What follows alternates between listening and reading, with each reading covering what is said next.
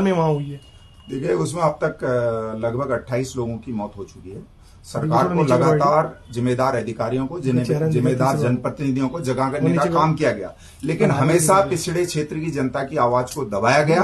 अब मेरा ये कहना है कि पीपल पानी तक हम सरकार को और जनप्रतिनिधियों को समय दे रहे हैं कि दोषियों के खिलाफ, चाहे वो जनप्रतिनिधि हो जिन्होंने गुमराह किया, चाहे वो अधिकारी हो जिन्होंने ये कहा कि सड़क हम आज बना रहे हैं, कल बना रहे हैं, उनके खिलाफ अगर मुकदमा दर्ज नहीं होता है तो हम इस लड़ाई को राज्यपाल के यहाँ, मैंने ज्ञापन बनाया, मैं राज्यपाल के यहाँ स्वयं धरना दूंगा।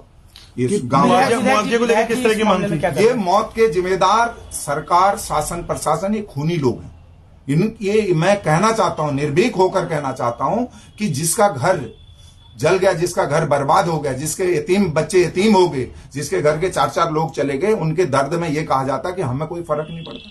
इससे बड़ी दुख की बात मेरे लिए कुछ नहीं हो सकती। मुआवजे को लेकर भी कुछ मुआवजे को लेकर यह है कि जब हल्द्वानी किसी भाई के हमारे टेंट हाउस में दुर्घटना होती है, उसको 4 लाख मिलते हैं और हमारे को भी 4 लाख देने की घोषणा एसडीएम ने मेरे सामने दबाव के बाद जनता के जनाक्रोश को देखते हुए किया था।